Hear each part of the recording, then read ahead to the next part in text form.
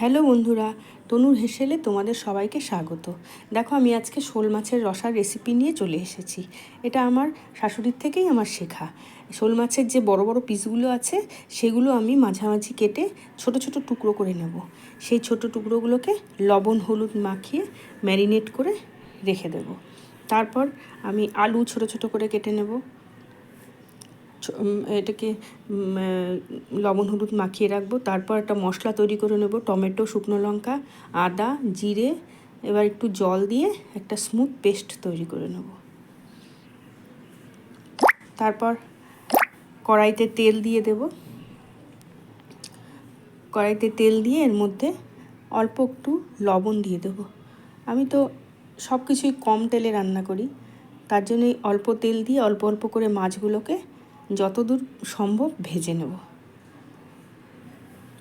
সুন্দর করে মাছের টুকরোগুলোকে ভেজে নেব। তোমরা তো শোল মাছ অনেকভাবেই খেয়ে দেখেছো, তবে এইভাবে করে খেয়ে দেখো, স্বাদটা অন্যরকম লাগবে। তারপর ওই তেলেই আমি আলুগুলোকে একটু লবণ হলুদ মাখিয়ে রেখেছিলাম, একটু লাল লাল করে ভেজে নেব। দেখো, আলু ভাজা হয়ে গেছে। এবার আমি এই আলুগুলোকে তুলে নেব। নিয়ে ওই কড়াইতে আর অল্প একটু তেল দিয়ে এর মধ্যে এখন তেজপাতা, তারপর দিয়ে দেবো শুকনো লঙ্কা, তারপর গোটা গরম মশলা, এলাচটাকে একটু ফাটিয়ে নেব। এখন গোটা গরম মশলা দিয়ে এবার একটু জিরে দিয়ে দেবো। মশলাটার সুগন্ধ বেরোলে এবার যে পেস্ট করে রেখেছিলাম মশলাটা, ওই মশলাটা এর মধ্যে দিয়ে সুন্দর করে ভাজবো। এবার সেই জারটাকে ধুয়ে নিয়ে একটু জল দিয়ে দেব। দিয়ে এর মধ্যে লবণ, পরিমাণ মতো লবণ, হলুদ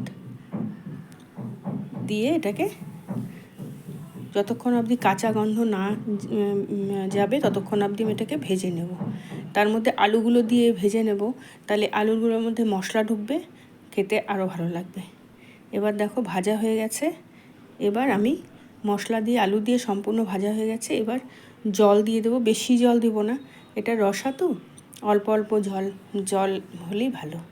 তারপরে এই যে মাছগুলো দেখো সুন্দর করে ভেজে রেখেছি, সেই মাছগুলোকে এর মধ্যে ফুটে উঠলে এই মাছগুলোকে এর মধ্যে ছেড়ে দেব। খুব সহজ সরলভাবেই এই শোল মাছের রসা তৈরি করা যায়।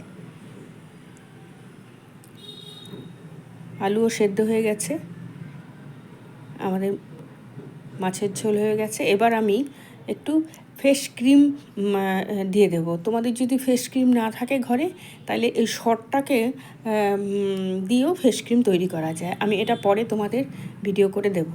এবার একটু ঘি দিয়ে দিলাম।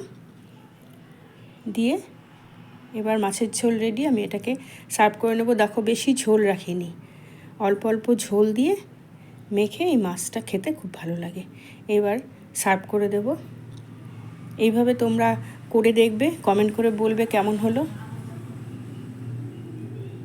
দেখো, একদম রেডি।